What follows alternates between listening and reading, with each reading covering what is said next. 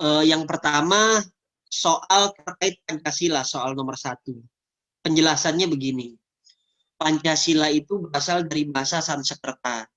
Panca artinya 5, sila itu sendi atau dasar. Nah, bedakan ya teman-teman, nanti di soal ada sila, I-nya 1, ada sila, I-nya 2. Kalau I-nya 1, sila, dia dasar atau sendi. Tapi kalau I-nya 2, dia kaitannya dengan peraturan, norma, nah tingkah laku, kebaikan. Nah, jadi teman-teman nanti di teks soalnya. Kemudian Pancasila itu diambil dari kitab Negara Kertagama yang ditulis oleh Empu Prapanca pada masa kerajaan Majapahit. Pancasila merupakan dasar negara yang sebetulnya prosesnya dimulai ketika sidang BPUPKI.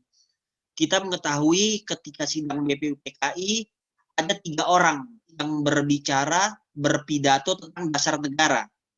Yang kemudian dasar negara itu kita kenal sebagai Pancasila.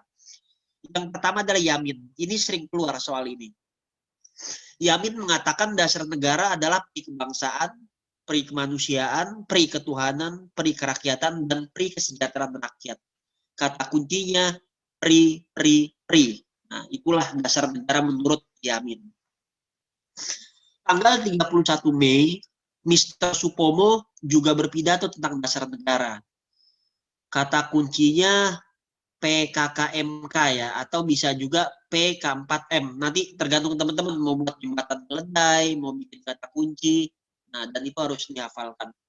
Persatuan, kekeluargaan, keseimbangan lahir batin, musyawarah, dan keadilan rakyat.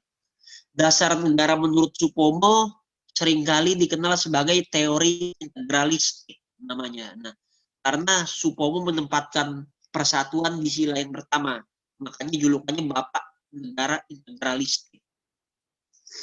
Kemudian pada 1 Juni Bung Karno berpidato. Bung Karno memperkenalkan Pancasila. Ketika itu 1 Juni Bung Karno menyebut Pancasila bukan sebagai dasar, tapi philosophical ground lah.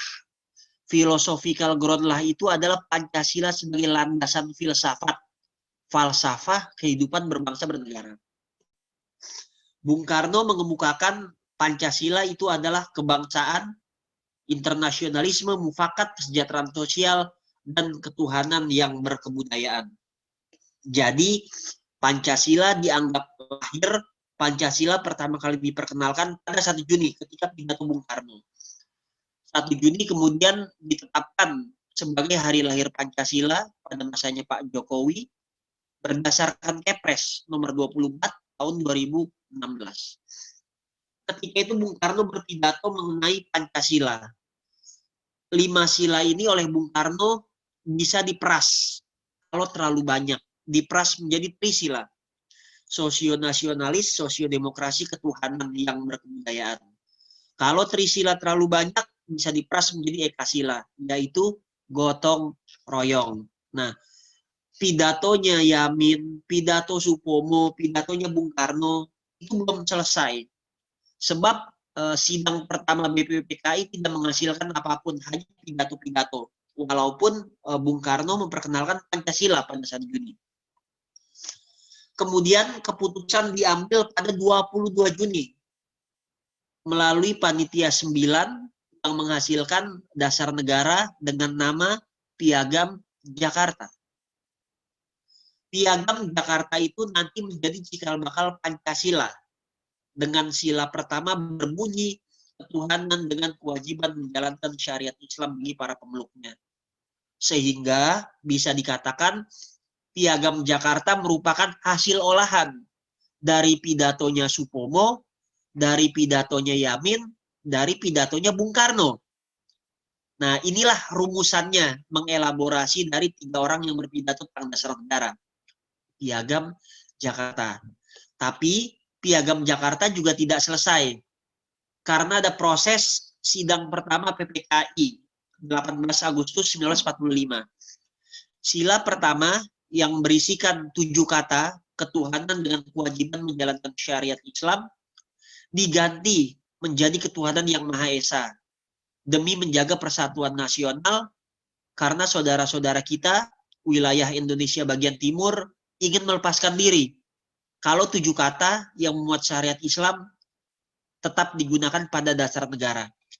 Inilah Pancasila yang otentik, Pancasila yang final, Pancasila yang sah, Pancasila hasil sidang PPKI yang pertama, yang kemudian dimuat dalam pembukaan Undang-Undang Dasar 1945 alinea keempat.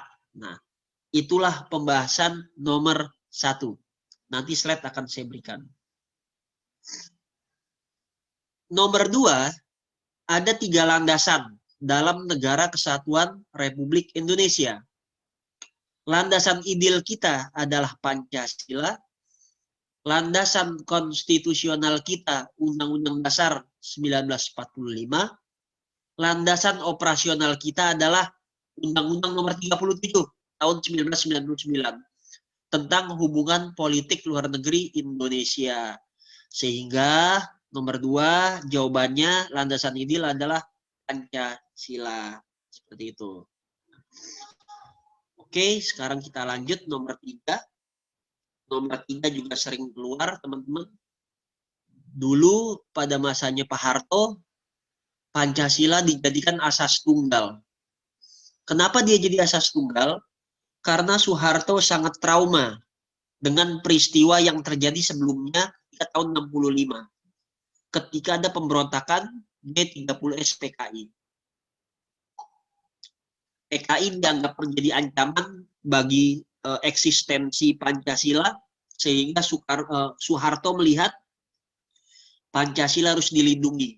Nah, salah satu cara melindungi Pancasila menurut Soeharto adalah menjadikannya sebagai asas tunggal dalam seluruh kehidupan berbangsa bernegara, termasuk berpolitik, berorganisasi.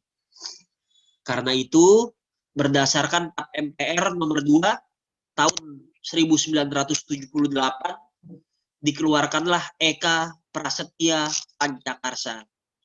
Eka Prasetya Pancakarsa itu adalah pedoman penghayatan pengamalan Pancasila yang diresmikannya 21 Maret tahun 78. Jadi soal itu diralat, sebab jawaban yang paling tepat adalah bukan 22, bukan 20, tapi 21 Maret 1978.